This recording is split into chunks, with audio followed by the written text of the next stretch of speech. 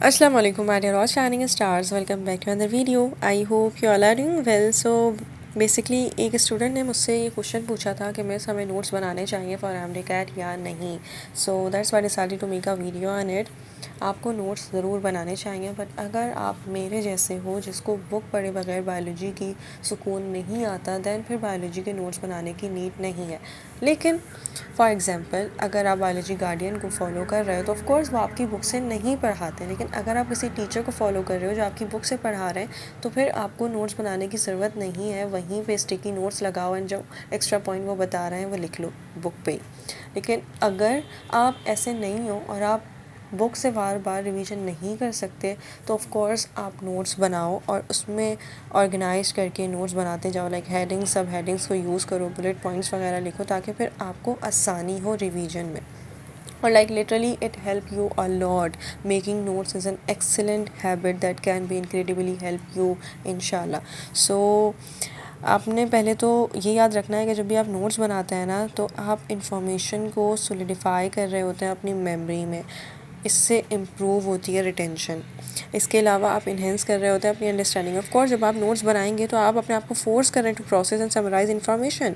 सो इसकी वजह से एक बेटर कंपैरिजन लीड होता है. ऑर्गेनाइज करने होते हैं थॉट्स को. आप जब भी बना रहे हैं तो आपने एक जगह पे सही से लिखना है, स्ट्रक्चर कैटेगराइज करनी होती है इन्फॉर्मेशन को. So of course making it easier to review and study. इसकी वजह से आपका टाइम भी बचता है. आप बार बार बुक उठाओगे और ऑफ कोर्स मुझे बहुत ज़्यादा मसला होता है. एमबीबीएस में 2 मॉड्यूल्स में मैंने नोट्स नहीं बनाए थे एंड ऑफ कोर्स आखिर में प्रॉफ में मुझे इतना मसला हो रहा था. बाद में मुझे अकल आ गई थी जब मैं मॉड्यूलर एग्ज़ाम दे रही थी, तब मुझे पता चल गया था कि नोट्स ज़रूर बनाने चाहिए. तब अब मैं नोट्स बनाती हूँ तो हम बार बार बुक को नहीं खोल सकते. नोट्स ज़रूर बनाने चाहिए, ज़रूर बनाने चाहिए. तो आपने फ़िज़िक्स और केमिस्ट्री के नोट्स तो ज़रूर बनाने. और बायोलॉजी में ये आपके ऊपर डिपेंड करता है. अगर आप बुक पर्सन हैं तो आप बुक से पढ़ें, और अगर आप नोट्स बना के पढ़ना चाहते हैं, पढ़ सकते हैं, तो फिर आप नोट्स बनाएं. और जैसे कि मैंने कहा कि अगर आप किसी और टीचर को, किसी और प्रोविंस के टीचर को फॉलो कर रहे हैं तो आप उनके नोट्स नोट डाउन कर सकते हैं या फिर आप फ़ोटो स्टेट करवा सकते हैं. फिर उसके बाद आप ऐसा कर सकते हैं कि बुक को हाईलाइट करते जाएँ.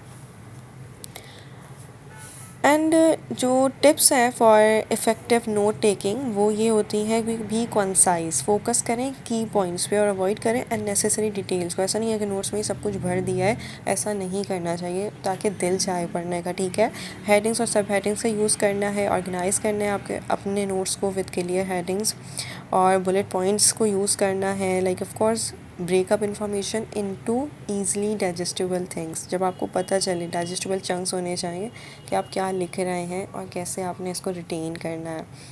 अपने नोट्स को बार बार रिव्यू करें. लाइक जब मैं अपने गैप ईयर में थी तो मैंने अपने नोट्स बायोलॉजी के नहीं बनाए थे. क्यों? क्योंकि जब मैं फ्रेशर थी ना तब मैंने नोट्स बनाए हुए थे और बायोलॉजी गार्डियन के ही बनाए थे, तो मैं उसको रिव्यू करती जाती थी एंड देन बुक्स पढ़ लेती थी. मैंने अपनी बुक भी पढ़ी थी और आप लोगों की बुक भी पढ़ी थी.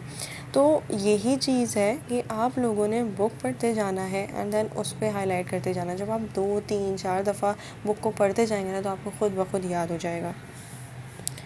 रिव्यू करना है, रिवाइज़ करना है रेगुलरली. इसके अलावा आप ना इनकॉर्पोरेट कर सकते हैं डायग्राम्स के साथ, चार्ट्स के साथ, और इमेजेस होती हैं जो हेल्प करती हैं to illustrate the complex concept. तो आपने ये याद रखना है कि जैसे हम एनिमिलिया चैप्टर को कवर करते हैं, जैसे अगर हम इम्यूनिटी के चैप्टर की बात करें तो ऑफ कोर्स उसमें टाइप्स होती हैं, तो उसके चार्ट बना लें या फिर आप जो है ना इमेजेस उसकी देखें. तो ये चीज़ें कि आपको हेल्प करेगी इंशाल्लाह. सो बस this is enough from my side. It help me to retain information, so I think it could really help you all too. So yes, Allah Hafiz, best of luck to all of you.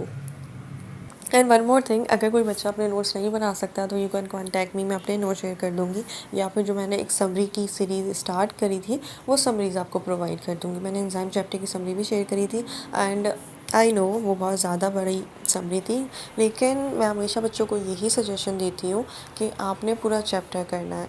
वो topics जो syllabus में include हैं वो तो करने ही करने हैं, और वो टॉपिक्स जो चैप्टर में हैं अदर दैन दी जो इंक्लूड है आपने वो भी ज़रूर करना है. क्योंकि पूरे चैप्टर से MCQs आ रहे होते हैं, तो आपका जो फोकस होना चाहिए वो इन पूरे चैप्टर्स पे होना चाहिए जो इंक्लूड है आपके सिलेबस में.